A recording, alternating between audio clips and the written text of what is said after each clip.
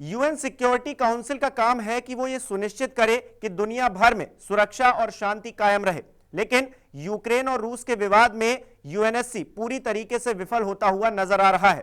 हालांकि ये पहली बार नहीं है जब यूएनएससी इस तरह से असफल नजर आ रहा हो।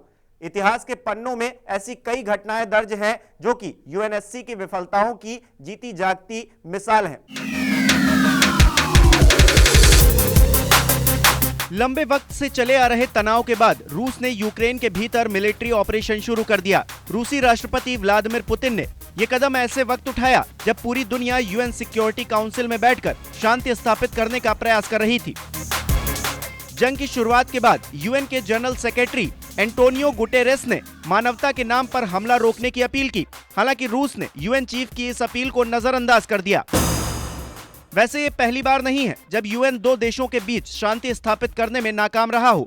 इससे पहले भी कई युद्ध यूएन की विफलताओं की वजह से हुए हैं। विफलताओं को गिनाने का सिलसिला शुरू करें उससे पहले ये जानना जरूरी है कि आखिर संयुक्त राष्ट्र संघ का गठन कब और क्यों हुआ था। तो बात है सेकेंड वर्ल्ड वॉर के खत्म होने के बाद 24 अक्टूबर 1945 की, जब अमेरिका, रूस समेत 50 से ज्यादा देश सैन फ्रांसिस्को में एकजुट हुए और उन्होंने एक दस्तावेज पर हस्ताक्षर किए जिसमें शांति स्थापित करने के लिए एक संगठन बनाने की बात कही गई। इसके बाद संयुक्त राष्ट्र संघ का गठन हुआ। यूएनएससी यानी संयुक्त राष्ट्र सुरक्षा परिषद संयुक्त राष्ट्र के 6 प्रमुख अंगों में से एक है जो कि पूरी दुनिया में शांति और सुरक्षा स्थापित करती है।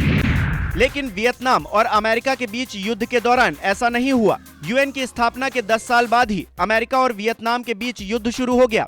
यूएन इसे रोकने में पूरी तरह विफल रहा। ये संघर्ष करीब 10 सालों तक चला, जिसमें वियतनाम के करीब 20 लाख लोग मारे गए। इस युद्ध में 30 लाख से ज्यादा लोग घायल हुए और 55,000 से ज्यादा अमेरिकी सैनिक भी मारे गए। इसके बाद इराक और ईरान के बीच संघर्ष में भी ऐसा ही हुआ। 22 सितंबर 1980 को इराकी सेना ने पश्चिमी ईरान की सीमा में घुसपैठ करते हुए हमला कर दिया। इससे दोनों देशों के बीच युद्ध भड़क गया जो लगातार 8 साल तक चलता रहा।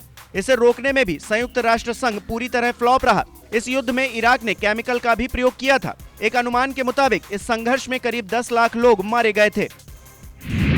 इसके बाद अप्रैल 1994 में अफ्रीकी देश रवांडा में नरसंहार शुरू हो गया था। वहां के बहुसंख्यक समुदाय हुतू ने अल्पसंख्यक समुदाय तुस्ती के लोगों पर हमला किया। इस नरसंहार में 100 दिन के अंदर 8 लाख लोगों को मार डाला गया। रवांडा नरसंहार में फ्रांस की भी भूमिका रही। फ्रांस सरकार ने उस वक्त हालात को कंट्रोल करने के लिए सेना भेजी थी, लेकिन सेना उसे कंट्रोल करने के बजाय सिर्फ देखती रही। हालांकि 2021 में फ्रांस के राष्ट्रपति इमैनुअल मैक्रों ने इस नरसंहार के लिए माफी मांगी थी। इसके अलावा यूएन की विफलता बोस्निया के गृह युद्ध से भी जुड़ती है। दरअसल यूगोस्लाविया के विभाजन के बाद 1992 में नया विवाद पैदा हो गया। सर्ब समुदाय और मुस्लिम समुदाय के बीच नए राष्ट्र को लेकर मांग उठने लगी। इस विवाद में यूएन मध्यस्थता करने में पूरी तरह विफल रहा। 1995 में सर्ब सेना ने करीब 8,000 मुसलमानों को ब्लैक पॉइंट पर लाकर मार दिया। आज भी उस पॉइंट को बूचर ऑफ बोस्निया कहते हैं।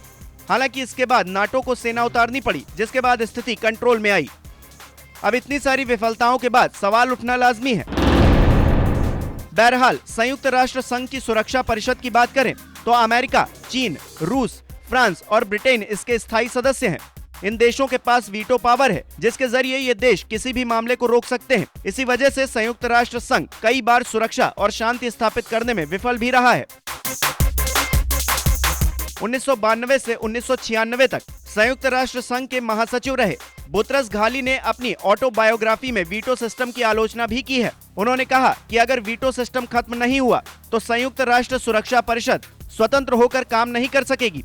घाली का कहना था कि वीटो पावर वाले देश अपने हिसाब से यूनाइटेड नेशन को चलाना चाहते हैं। एक रिपोर्ट के मुताबिक 2021 में यूएन का बजट $150 मिलियन यानी कि 1,134 करोड़ रुपए था। संयुक्त राष्ट्र संघ को सदस्य देशों की तरफ से ये चंदे की राशि दी जाती है, जिसमें सबसे बड़ी भागीदारी अमेरिका की है। हालांकि इतनी सारी व्यवस्थाओं के बावजूद यूएनएससी मौजूदा स्थिति में शांति स्थापित करने में नाकाम नजर आ रहा है।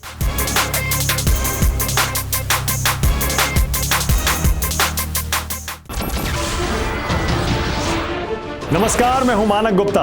अगर आपको हमारा ये वीडियो पसंद आया हो तो इसे लाइक और शेयर जरूर करें, और हाँ, हमें सब्सक्राइब और फॉलो करना ना भूलें ताकि आप देश और दुनिया की कोई खबर मिस ना करें। तो जुड़े रहिए हमारे साथ और देखते रहिए News 24।